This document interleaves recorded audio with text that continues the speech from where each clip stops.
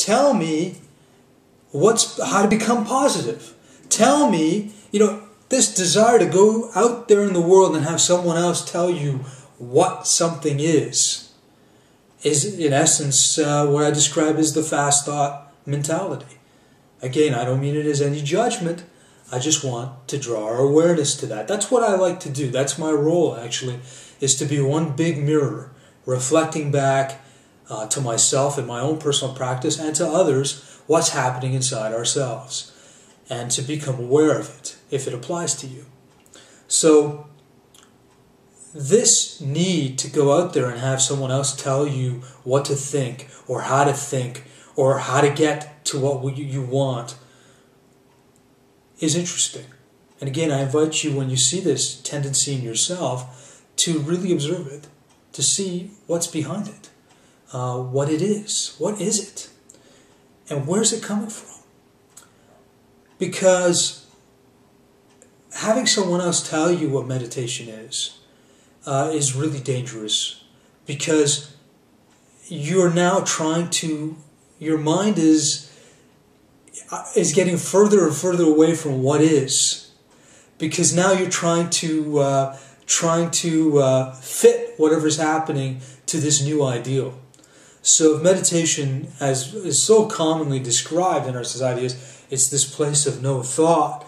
Well, now you're constantly, if you're sitting in silence, at least sound-wise, but there's that mental chatter, of course, and you're trying to quiet that mental chatter because some guru or some swami or someone has told you that it's about quieting the mind. Well, now you're wrestling with your own mind. It's chattering, and you're like, no, I don't want to chatter. I don't want this chatter. I want it to be quiet. I want to still it. And so you start to fight. You start to fight because you may have thoughts. And you're like, oh, I shouldn't have thoughts. You start to judge. Oh, and then you start to feel you're doing it wrong.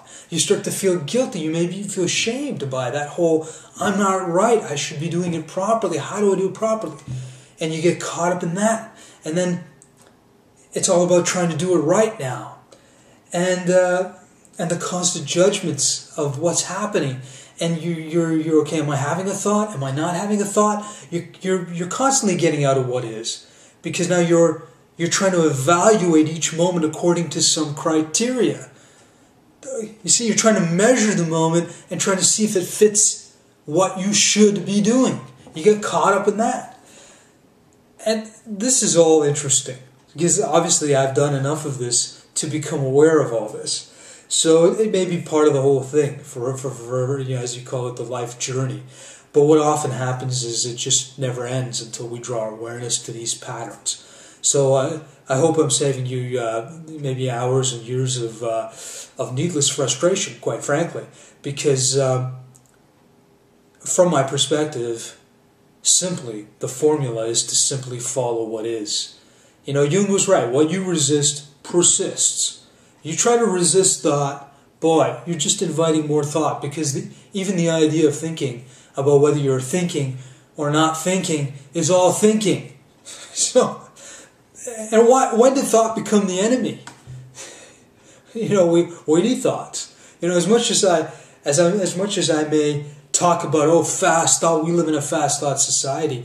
Again, I'm not trying to judge thought. I'm not trying to perpetuate this whole process of evaluating your mind whether I'm in a fast thought or a slow thought, but more for you to become aware as you are giving company to your thoughts. Is this thought from you, or is it borrowed? It's not about right or wrong. To deepen that awareness so that you, and also myself in my practice, we, if I may say, we may become more and more awake and more aware of our own inner vitality. I just smiled because I realized the camera was shaking there. So that's the essence of this. So when I say meditation can mess up your mind, it's really, there's a time for meditation. There's a time for certain practices. But this whole pursuit to become something other than who you are, which is often meditation kind of becomes another medium for that, that pursuit, is the issue here.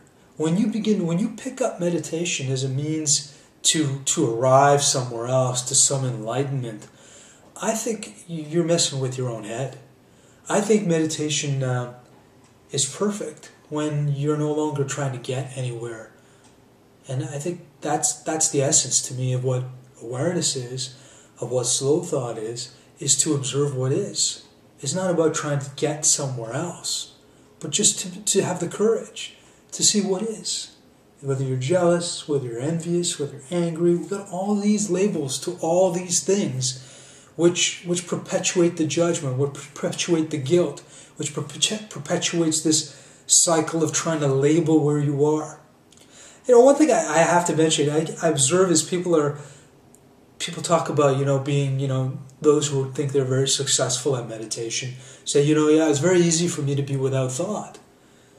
Well, the very act of evaluating whether you're in thought or out of thought is thought. Okay? And I say this because this whole process of trying to think, am I in a thought, am I not in a thought, is just getting us further and further away from bearing witness. Because now we're trying to define, trying to judge and scrutinize where we are. What does it matter where we are? You are where you are. Period. And it only matters where you are when you're trying to be somewhere other than where you are. Where that stress and that pain of feeling that you're not good enough, that pain of feeling that restless energy, that despair, as I've called it, is aching inside of us, pushing and compelling us for this endless pursuit to become other than who we are. And I'm not judging that. I want you to go into that despair, if you will, because that's the healing. It's not to work on it, but to give company, to bear witness, to hold it, hold that space. Now, I've gone longer than I expected. So, as my mother always says, a few words to the wise is sufficient, and I've said more than a few. So, thanks for listening, and you bet I'll probably be back. Okay, so have a great day. Talk to you soon.